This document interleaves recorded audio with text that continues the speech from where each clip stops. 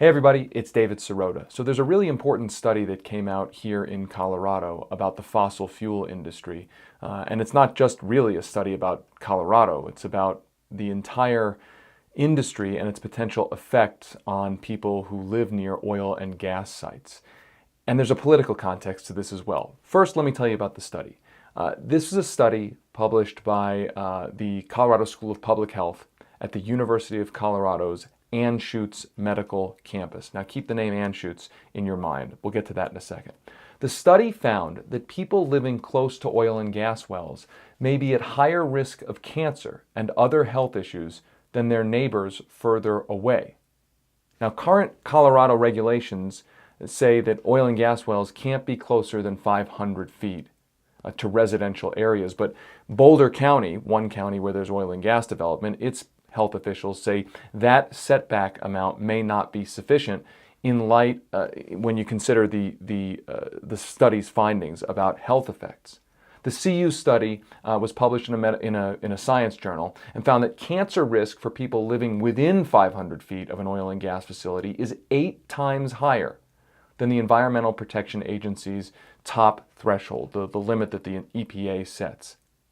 So this is a really important study. Now, I mentioned the name Anschutz. Remember that name, because there may be pushback to this study where you'll hear the oil and gas industry may argue that this is, they'll try to debunk the science. They'll try to say, oh, this is just liberal fear-mongering.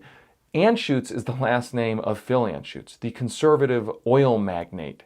He is a huge oil and gas guy, a conservative. He's funded conservative causes.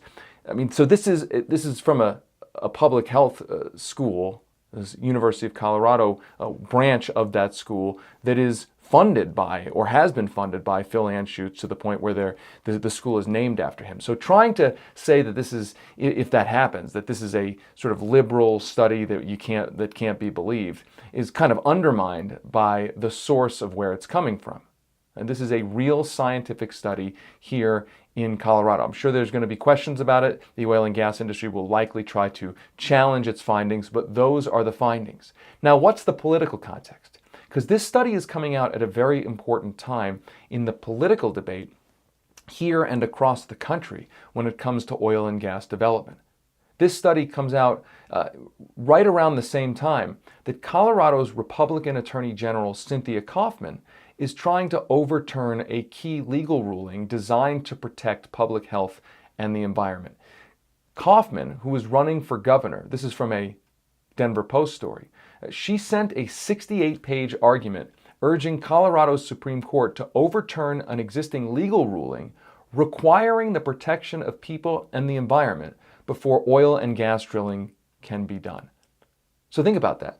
You have the top Republican statewide elected official in this state pushing to overturn a legal ruling that simply says that when regulators are dealing with the question of oil and gas development, that regulators have to prioritize public health and the environment before allowing those oil and gas development plans to go forward. The Republican Attorney General of this state is pushing to overturn that ruling so that public health and the environment don't have to come first.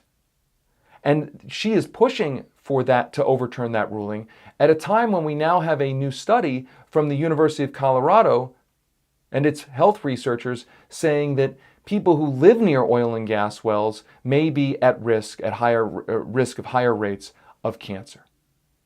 Now, Coffman has received oil and gas money for her political campaigns. She has been supported by major Republican groups that get lots and lots of money, even more money, from oil and gas groups. So what we have here is a situation where the oil and gas industry doesn't want regulators to prioritize public health and the environment over oil and gas development plans, and you've got a Republican official taking their side at the very moment that researchers in this state are saying that people may be at risk of serious health problems like cancer, higher risk of cancer, when they are living too close to oil and gas rigs.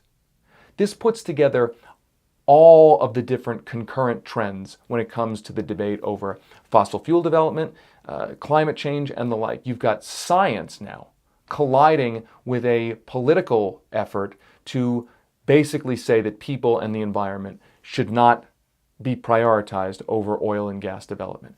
How is the Colorado Supreme Court going to rule? That's a big question. And it's a question that a lot of people, I can tell you, here in the state are waiting to hear the answer about. It's a really, really important case. But even beyond Colorado, what we're learning from all of this science, whether it's science about fracking and water supplies, now we've got science about the potential health effects from pollutants living near oil and gas rigs in general. There's obviously climate science, that the science collides with the politics. With politics, the oil and gas industry's politics, the oil and gas industry's political representatives, effectively, its political allies, in this case a Republican Attorney General. The science collides with the politics, and they are in direct tension. The science in this case is saying that people may be at serious risk of major health problems for living too close to oil and gas rigs. The political process, meanwhile, through the Republican Attorney General's office, is saying the state should not prioritize public health and the environment over oil and gas development. How the state Supreme Court rules is going to be a big landmark decision. It will probably have ripple effects not only in Colorado, but all across the country as science and oil and gas development increasingly come into conflict with each other.